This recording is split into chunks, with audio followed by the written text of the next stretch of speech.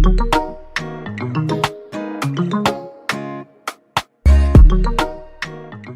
lovelies, welcome back to my channel. If you're new here, welcome. My name is Becca, and if you're not, welcome back. Today is all things mental health, all things mental wellness. If you know anything about me, you know that I don't play about mental health. I will speak on it any chance that I get. I'm also a therapist if you're new, so that makes it make a lot of sense. However, today we're going to be talking about 10 things that I stopped doing to improve my mental health or my mental well-being, and these are things that I recommend to any and everyone, and I think that the sooner that you hear them and learn them, the better for your mental health, for your mind, and just overall living a more peaceful life. So let's go ahead and get right into it. So the first thing that I stopped doing is trying to be productive every minute of my life. I think that we have gotten to a place in society where we try and optimize every single minute of every single day, and that kind of led me to trying to double up on too many things, always trying to be productive. Whenever I actually wanted to rest, I felt like I had to be doing something, and that was something that I had to learn and stop doing so that I could just allow myself to be a little bit more, like, bring it down a notch, just allow myself to be a little bit more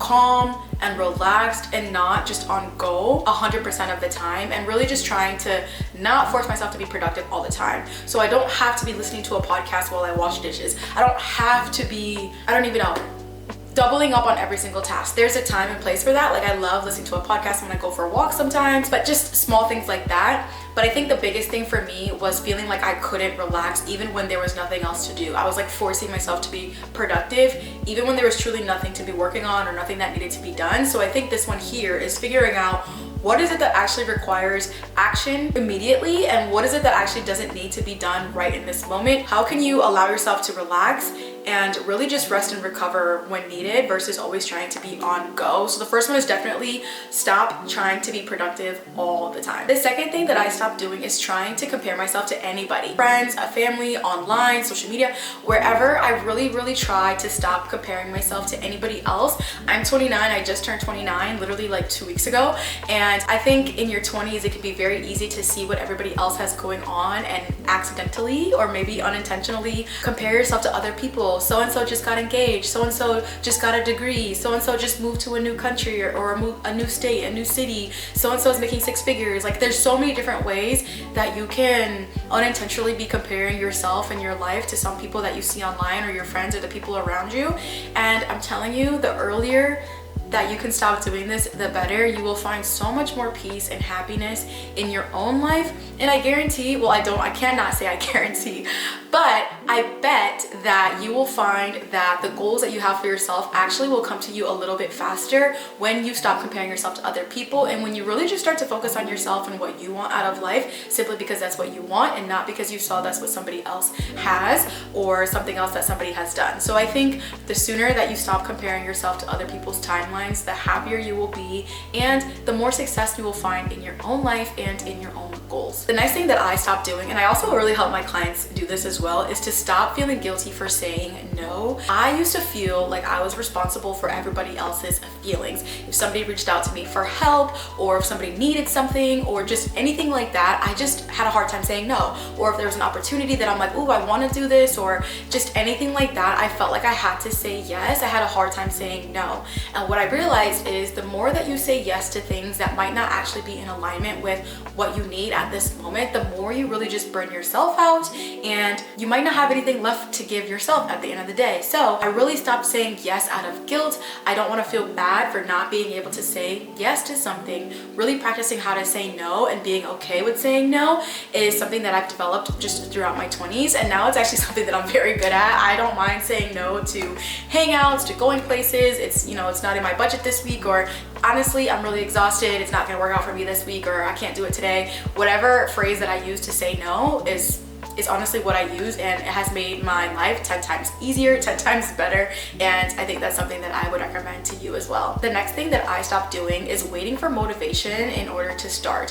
Whenever you wait for motivation, the motivation may never come, or the motivation may only come once a month, once every other week. There has to be a time where you decide to just take action, because oftentimes that action is what actually is going to bring more and more motivation. And I know sometimes it's very hard to simply just be disciplined and not focus on your feelings and all of that. I'm not saying to like not listen to your body whenever you do need to take a break, but waiting for motivation is something that I stopped doing because motivation sometimes just doesn't come. And the more that you take action, the more that you make small steps, the more that you make little small strides, the more movement that brings, kind of like a snowball, like a little snowball effect. Eventually it will roll and roll and roll until you are just doing the thing that you want to do and you're not waiting for yourself to feel motivated first. The next thing that I'm actually trying to stop doing, this is not one that I've stopped already, is checking my phone first thing in the morning. We did an entire episode on doom scrolling and the impact that it has on our brain, our emotions, our bodies. And so one thing that I'm really trying to stop doing to improve my mental health is really stop checking my phone first thing in the morning, whether it's emails, texts, so on and so forth. I absolutely am trying to not do this anymore. And there are reasons why this is so beneficial. I mean, I feel like when you wake up in the morning, your brain and body are at its most like vulnerable state. You're still fresh and you know, you're just feeling a little bit soft in the morning. And to fuel your brain automatically with external things like messages or reels or videos or text, like I feel like these are things that are just going to cloud your brain the moment you wake up. Before you even get a chance to like think for yourself, your brain is already being influenced by so many external things. So really trying to stop social media and scrolling first thing in the morning and just like stop checking my phone in general is something that I am trying to stop doing to definitely improve my mental health and my mental well-being. One thing we have to stop doing to protect our mental health is allowing anxiety to make decisions for us, or allowing anxiety to not let us make the decisions that we want to make. Not sending the email, not reaching out to the brand, not hanging out with that friend, not going to that new restaurant because of anxiety is something that we can't do that anymore. We can't let it win.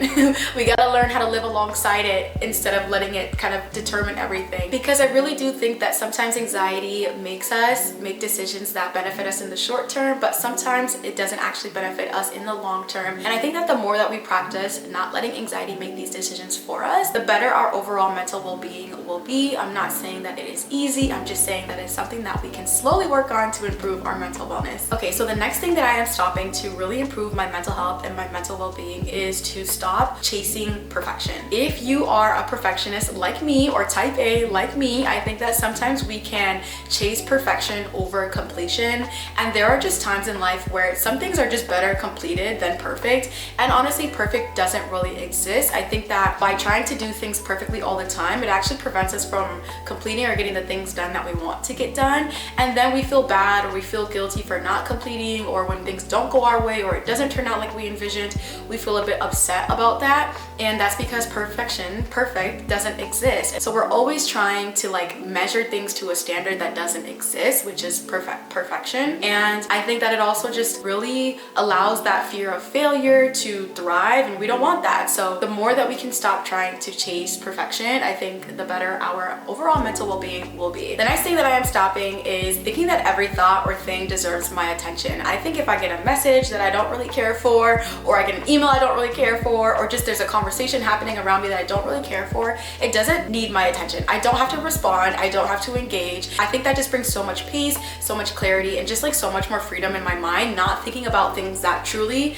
don't align with me and that I don't care about. So my recommendation is figure out what are the things that actually matter to you, what are the conversations you actually want to engage in and want to be involved in, and what are the things that you would just rather not. And if it's something that you would just rather not engage with, leave it be, and just save yourself the brain space by not allowing yourself to be, you know, giving your attention to things that actually don't matter to you at all. For you type A's, or you overly ambitious, or you overly independent, hyper independent individuals out there like myself, the next thing that we have to stop doing is thinking that everything we have to do alone. We do not have to do everything alone. We have friends or family or people around us that care about us, that want to see us win, genuinely want to see you win, and genuinely would want to help you win.